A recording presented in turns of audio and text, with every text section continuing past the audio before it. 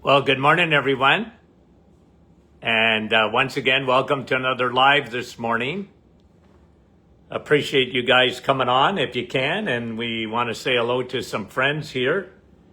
And we'll do a roll call as soon as I can see. Okay. Let's see, who's number one on the hit parade this morning? On my hit parade, Andrea, you are numero uno. Brahim, number two, right behind. Sandy from Fergus Falls, Minnesota. Lucille, good morning, right up on the top. Elaine, St. John's, Newfoundland. Rosalinda, love having you guys on. There he is, the mayor, Kevin. How are you, my friend, from Oshawa? Nellie, Kathy, Port Perry, Marla from Oregon. Happy Easter to you, too. Sandy, Chilliwack, British Columbia. Denise, Karen, Rosa, and Fran. Hi, Fran, from Orangeville. I don't know how Andrea got up there so fast. Dave, Sylvia from Mississippi. Hi, Glenn. I love Mississippi. Denise, Oakville. Karen is from Sault Ste. Marie is on with us this morning. Hi, Eileen. Hi, Carol from Wasaga Beach. Ain't swimming yet. Francis from Vaughan. And Brahim and Kevin are saying hello to each other. Wouldn't it be nice if we ever all got together one time and have such Cecilia from Foggy Sudbury, and Vince and Bruno, North Bay, Northern Ontario, Linda from New Brunswick, Sherry's on with us this morning, Danny Lay, and Good Friday, happy Good Friday to you, Brahim. Dennis from Norwich, Lee's, how is you? And Etta is on with us this morning. Dave, how are you? Madeleine, Kippawa, Quebec. I've known Madeleine for many years. Nativity, how are you? Sandy, Vancouver, Washington. Milika from Stouffville. Karen from Coldwater. And Kristen from Saskatchewan. And she's with Cindy. Hi, guys. And Marianne, how are you? Marlene, hi, Dave. Janice, Donna, Wendy from Aylmer, Cheryl, West Virginia. I love West Virginia. I love that song. Hi, Kathy. Kathy said she's coming to join me in Florida. Sandy, it would be nice to get together, wouldn't it? Hi, Judy, Danny, Lise. Okay, Cindy is number one post-hip operation, doing well. Good. Patricia. Georgie from Halifax, Nova Scotia. Brenda, how are you from Bancroft? And Nellie saying happy Easter to everyone. Marla. Yeah, Martin People Reunion. Wouldn't that be good? Lisa Marie. Debbie. Espanola. And there's Maureen from Boca Raton. Trish and Lise with a little emoji. Okay, guys, let's get to the questions. Hi, Darlene from Alberta. Rita, dear friends of the program. Hi, Diane. And Cheryl's in West Virginia. I love Cheryl's and I love Sherry's and I love singing. Karen and Troy. There's our buddy, Dr. Troy Bennett in Newfoundland. Known Troy for many years. Norma and Sandy. Okay, let's get to the question, okay? So Shelley's asking this question: is coarse ground black pepper hard on the lining of your gut? Nope. No, it's actually very good for you. One of the things that black pepper does, it helps you to absorb vitamins. Specifically, okay? Specifically curcumin. The problem with turmeric, okay, and the extract, which is curcumin, they're not easily absorbed. The body don't take it in, not that they're not good for you, of course they're good for you. But you need them to be absorbed properly. And that's why in our curcumin, we use that black pepper extract that helps to, it makes all the difference in the world bringing in curcumin. Guys, just a little bit on curcumin, because I saw a new study yesterday, curcumin in cancer. You're not going to hear it on the mainstream, but it is a tumor buster. Very impressive, this new research. But again, the problem with curcumin, it needs to be absorbed properly for it to be effective in the body. No, black pepper, it won't affect your lining of your gut. It's actually good for your gut. Not going to destroy your friendly bacteria. Okay, thanks for the question, Shelley. We appreciate it. Joanne is asking a very good question on interstitial cystitis. Man, I saw that a lot in my office. A chronic bladder condition, 95% women, and can be very painful. What did I see? Like frequent, always that urgency, feeling they got to go to the bathroom all the time. Pain, sometimes painful intercourse. It's just very unwell, recurring and chronic. Here's what I did in my office, and with which I got real good results. But I always used to tell my patients with this diagnosis, and it was always women. I'm trying to think if I've ever seen a case in a man. Maybe once or twice, maybe. They usually, before the bladder bothers a man, it's their prostate. But a woman, the bladder is a breeding ground. It's part of just that anatomy of a woman. And here's what I used to tell them right off the gate. I said, look, this is a fight. It's long term. It didn't happen overnight, and it's not going to happen overnight that you get better with this. You got to be religious and determined to fix this. It's affecting your quality of life big time. But here's what I know about it, okay? Here's what I know about it.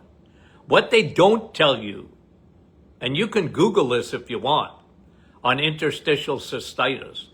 You know, it's the lining of the bladder, but why? Okay? Why? Well, I'm going to tell you why, and I have no doubt that this diagnosis is the right diagnosis. They're always full of yeast. And interstitial cystitis is like a perfect storm. So usually, and this has been a history, recurring antibiotics for bladder infections. And then the first one might have been a bacteria. There's always bacteria involved. Like if you I used to do this in my office. I take a urine test, and they always had leukocytes in their extra white blood cells in their urine, but it wasn't because of bacteria. Like bacteria might be there, but it was always the lining was full of yeast. It was fungus. And, you take an antibiotic, yeah, it gives you some relief, but it comes back because it's a yeast, it's a fungus, it lines the bladder. So that's one of the keys. You gotta just kill the yeast. The diet. No more sugar. And no sugar molecules holding hands. So they went on the 30-day reset. Okay? The eggs, meat, and cheese. No sugar, no carbs, 30 days. Then we allowed them to put some vegetables back in and limited fruit. Okay? And you don't feed it. Then broad spectrum probiotics. I tell you, I had women taking 6 broad spectrum probiotics every day, 7 days a week. This is a war. 2, oil of oregano, antifungal, antibiotic, antiviral, antiparasitic. A lot of people don't realize that oil of oregano is all of the above. People ask me about parasites all the time. I said, well, the oil of oregano is antiparasitic. It's God's gift to us. Okay? So you got to do oil of oregano. Because this is going to be, that yeast is growing there. And a lot of times these women were low in progesterone. Remember, progesterone is a very important hormone in a woman. So is estrogen, but a lot of times when you look at smooth muscle, your bladder is a smooth muscle. And that bladder starts to lose its elasticity. One of the things that helps it a lot was progesterone. So I was giving out a bioidentical. I would have them on our, even if they were younger, I had them on our menopausal formula. What, to dim out the estrogen, the extra estrogen, and elevate naturally their progesterone. That would help. So that was pretty well the way I handled it. And I said, look, you're in for a long run, but it's going to help. And in some cases, completely reversed, but certainly a lot better. So that was my protocol. And I thank you for the question, okay? And that was Joanne. Deb is asking about Dr. Martin's, what do you think of the Dutch testing? Well, I did it. Okay. Dutch testing is dry urine. And, these labs that do Dutch testing, I liked it. It was a tool in my toolbox. It wasn't everything. It's like, because people ask me this a lot, because I used to teach it. And that was live blood cell analysis, live cell analysis. And here's what I used to say about it. It's a tool. Did I like it? Yep. Was it everything? Nope. Not everything. And the problem with Dutch testing too, you need all of the symptoms, because I would never allow anybody in my office. You just couldn't come in. It was a big X. Not that anybody, well, I think 1 or 2 people argue, why have I got to fill out the form? You know my name, it got my name and my, personal information, but I'm not doing a medical history. I said, well, then you're not seeing me. Go see someone else. I'm history. I want your medical history. I have a questionnaire and I want you to completely fill it out. We used to tell our patients, get here a half an hour earlier than your appointment. Why? Because you're going to fill out a questionnaire and there's no ifs, ands, and buts about it. So when you do Dutch testing, look, I used to, and I always, not that I did too much of it, but I always had kits in my office, okay? That if you wanted extra testing, okay?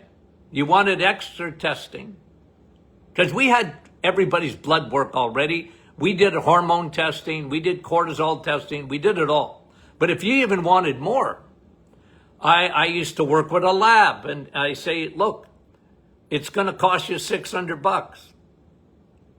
But I said, full disclosure, You pay me, I pay the lab, and the lab gives me a $200 check back for referring the patient. I said, I've got the kits if you want them. But very few people wanted to do the extra. They already did everything. They'll just confirm what I'm already telling you. But the biggest key, again, when it comes to that is really you need all of your symptoms, because I've always said this, and you guys know this, whether it's the thyroid, whether it's your ovaries, whether, I don't care what it is. Symptoms trump the lab. Medicine has been hijacked by the labs because, oh, everything is normal. But I don't feel normal. I feel terrible. Well, your blood work is good. Okay, so what?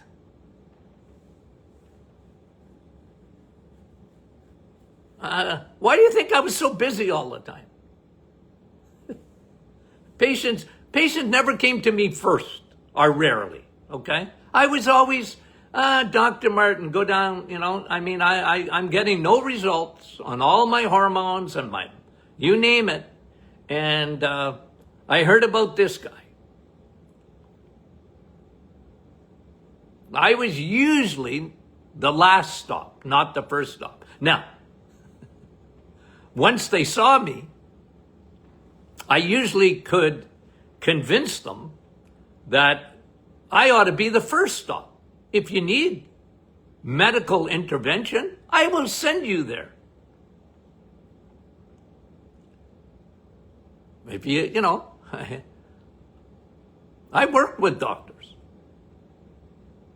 when they would work with me, but I used to. I get a case in and say, no, I'm going to get on the phone with your doctor. I want more testing. Okay? Anyway, thanks for the question. That was Dutch testing, and that is something that I liked. It was part of the toolkit. Okay. 10 minutes. Where are we? That was Deb.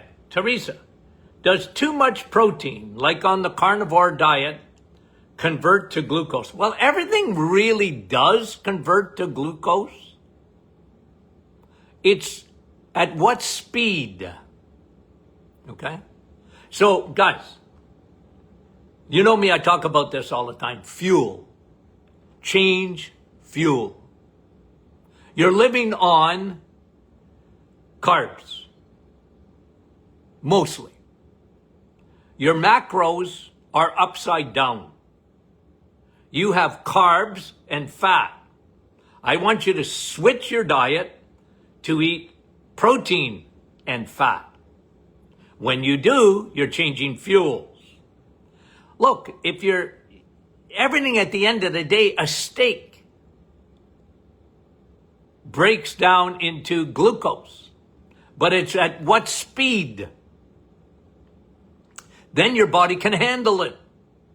The problem is we live in a world today that food breaks down like this, processed, ultra-processed foods and carbs and sugars, and it's in nanoseconds, and your pancreas is going crazy, secreting insulin. Look, when you eat a steak, your pancreas is in Hawaii on a holiday. I used to say that on my radio show. Send your pancreas on a holiday. It needs it. It's been overworked. Send it. And then you're going to give your liver. You might as well send your liver out too on a holiday, because you're going to give, if you eat a steak or eggs or cheese, good dairy, your liver loves it. Loves it. It's our carb crazy because they changed the food pyramid. that came out. It was all influenced by cereal makers and Dr. Kellogg's and all those other guys. And they had an agenda. Cholesterol was bad and you need glucose. Look at your brain. You need glucose. No, you don't. No, you don't. Okay? I'm not saying you'll never have any glucose ever. I'm not saying that. I'm just telling you. That was me screaming, John the Baptist in the wilderness of nutrition. That was me. There wasn't many. Hello. Repent. You're eating the wrong food. That was me. And the world went crazy on cholesterol. The world went crazy on cereal because you need fiber. If you don't get enough fiber. Most digestive issues, what, 70% of the population or more? I said, you're eating too much fiber. Why do you want a bulky stool for? So you see, that was me crying in the wilderness, guys. And, I wasn't trying to win a popularity contest with, I learned this in 1974, boys and girls. Okay? You know what I learned? Don't try and impress the medical establishment. If you live your life like that, you're going to find yourself, they're never going to be impressed with you anyways. And I said no. And you know what, guys? Remember, I had a good background. My father, my grandfather, they pushed back against the establishment. My dad, diabetic. I love the story. 1968, he pushed back. He said, son, listen, it's sugar diabetes. When I went to school, they changed the name. Why? You think the sugar industry liked when they called it sugar diabetes? Oh, it's your genetics. No, genetics might load the gun, but your diet's going to pull that trigger. I can tell you that. Anyway, I get on diatribes, guys, because you got to understand, that's me. I push back. I've been pushing back for 50 years. It's not true. Too much protein, you're gonna kill yourself with too much protein. Well, nobody ever died from too much protein, but they sure die from too much carbohydrates, too many sugars. And guys, I'm not saying never eat a carb. I'm just saying that you don't want to live on them because you weren't meant to live on them. Like, think of, what was that guy's called? Stephenson or whatever. He went to the Arctic and he found out what the Inuit were eating. We used to call them Eskimos. And he couldn't get over it. Like, they're just eating blubber and they eat the organs and they live on that stuff. They even eat their eyeballs. Anything they could get with fat and protein, they loved it. And he couldn't get over it. He wrote about it.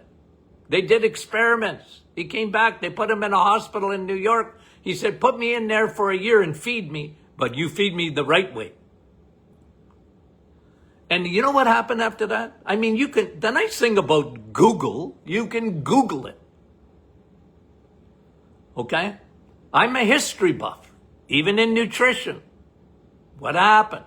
That's why I talked to you about Dr. Kellogg's. Who was he? He was a nut bar. I'm sure he meant well. You know? He wanted everybody off animal protein and fat. He didn't want anybody eating that. He said, I'll kill you. He invented his cereal. Where do you think cereal came from? Like, and the whole world went stupid. And then the cholesterol hoax. The whole world went stupid. They went from butter to margarine. I was screaming, "What are you doing?" My doctor. Somebody sent me something yesterday on cardiologists. I said, did they ever get anything right? They never took an ounce of nutrition. And they're going to tell you, that's what the study I read. Oh, Dr. Martin's going to have a migraine. They sent me that where the American Heart Association, whatever, and they recommend, get off red meat, okay? Because we don't like it. And I go, yeah, did they ever get anything right? They told us to get off salt when they should have told us to get off sugar for high blood pressure. They told us to eat margarine. Cardiologists did. Well, you're going to have cholesterol problems. See, the animal kingdom has cholesterol. Yeah, but so does every cell in your body. You can't even absorb vitamin D without cholesterol. Ooh. I'm getting a migraine. Okay, that was Teresa. Teresa, love you. Barbara, love you too. Do health benefits apply to decaf? Yep. It's the bean. Now, I do recommend, and I say it all the time, the Swiss water process for decaffeinated coffee. They don't use chemicals. And you're going to get the best of the bean. But decaf, a lot of people can't have ordinary coffee. I can, but I certainly can't have it after 12, 1 o'clock in the afternoon there. I could have coffee 5 minutes before going to bed when I was younger. Not anymore. I got to have a decaf. Okay? And it's the bean. It's still vitamin C. The best. That was such a good question. That was Barbara. You know me, Barbara. When I want to talk about coffee, I get excited. I always tell people, it's a gift. Why are you fighting it? It's a gift. And again, want to hear the lies? They lied. Coffee is a diuretic. No, it's not. Coffee is acidic. No, it's not. Not when it gets in your system. Your body buffers it. You got baking soda inside your body. Coffee's not acidic. When it helps you. Ooh. Anyway, I know you guys are on my side, but they're just some people, they stick to the old stuff and they double down on it. I used to tell people, I'm giving you my opinion. And God gave you a brain. Listen to both sides and figure out what's the truth. What's the truth? Okay. Joanne's son diagnosed with a JAK2 mutation. Yep. No fun under the sun. It's a bone marrow condition. Genetics are a genetic defect, and they make way too many blood cells. Affects the bone marrow and can lead, leukemia. I know cancers. What else? I've seen it in people with Crohn's, and I can't even remember anything else. Can't remember, but very serious. Look, here's me. Okay, you have to understand. It didn't matter, Joanne, what you came in with, because let's say your son had come into my office and he had this condition. Well, that's medically done. Big time respect for that. Now I'm going to do my testing on him. Okay? So I did a complete workup. And then what I did is I looked for deficiencies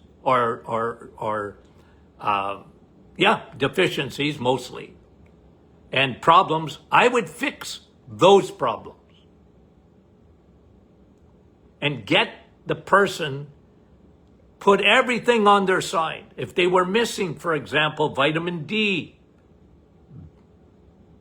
they were taking vitamin D.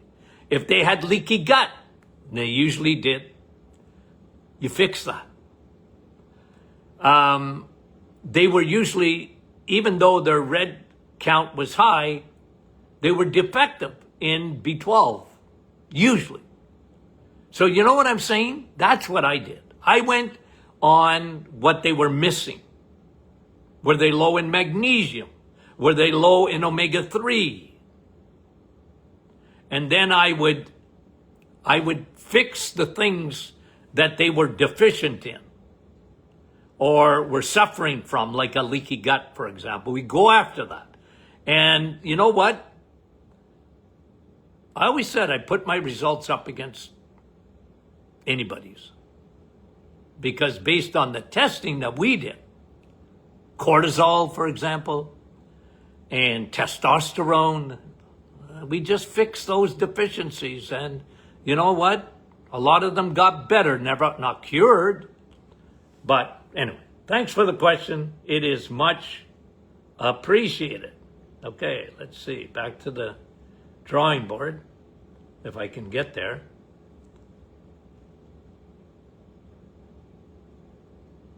Come on. I want to see those questions. I don't know why that's doing that. Okay, let's try that again. Openness, open sesame. There you go. Okay, Susan put herself on activated charcoal for 5 months. I would ask you, Susan, okay, listen, I'm not in practice anymore. If I was in practice, I would have said, call me first before you do that. I get why activated charcoal, and listen, you know, guys, I tell you this almost every Friday. I had a radio show for 20 years. Activated charcoal had its day in the sun. What do I mean by that? Well, for about a month on my radio shows, activated charcoal, somebody must have said it or whatever, said, this cures everything from warts on your nose to pimples on your toes, pimples on your nose and warts on your toes. Fixes everything. Take activated charcoal. I said, nah, don't be so fast with that. I don't particularly like it. I know that it coats the stomach and, it's supposed to take the toxins out of your body. I said, no, I don't like the science behind it. Why do you want to coat your stomach? I didn't like that. I want to fix the stomach. Coating it, don't fix it. Okay? Like you weren't meant to eat activated charcoal, in my opinion. And it had its day in the sun, and then, it's still around, obviously, but you know what? You want to detoxify? Okay, and you were using it, Susan, to bulk up your stool. I would have had you on something different. And look, it's not the end of the world. It's me, okay? I don't particularly like it because I don't like the science behind it. You want to get rid of heavy metals? Empty your liver. Your liver is built to get rid of heavy metals. You want to get rid of heavy metals and this kind of thing? Fix leaky gut.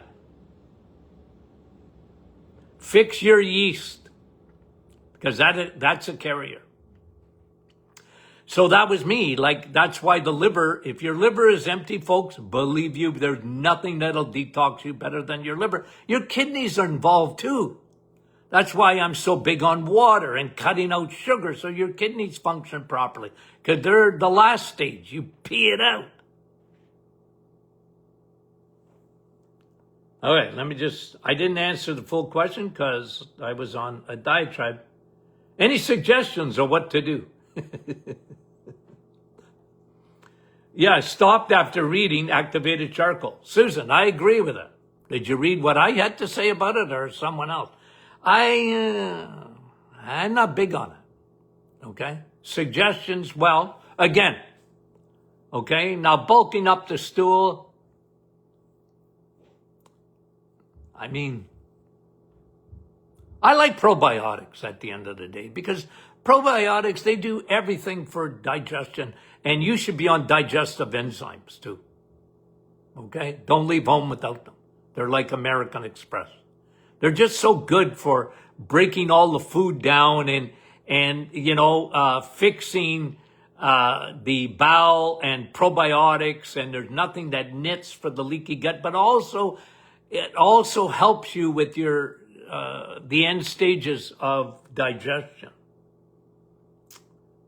Okay, let me do one more. Let me just see how many I got. We got to do Monday too, guys. Oh yeah, for sure. Okay, we got to do Monday.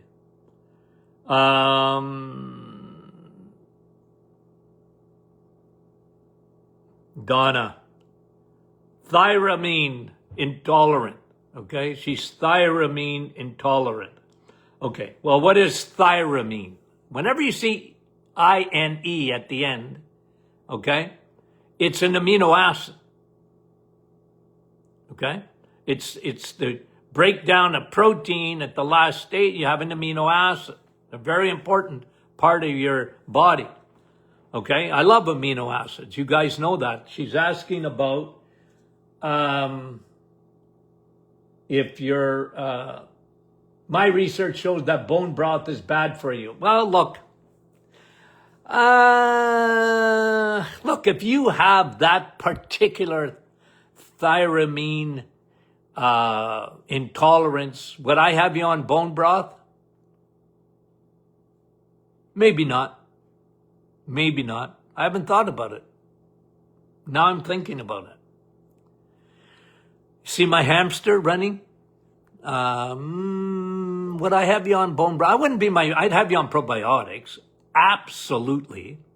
What else would I have you on? Digestive enzymes. Big time. Okay? With lots of protease. You know, our digestive enzymes got 6, 7 different types of protease in it, and amylase and lipase. It's a broad spectrum. I would do those two things at the top of bone broth. I don't know. I'm not conclusive about it, but I wouldn't start there with bone broth with you. Okay. That was Donna. Yeah, you know what, Donna? If you think it bothers, I wouldn't be on the bone broth. You know how much I love bone broth. Okay, I really love it.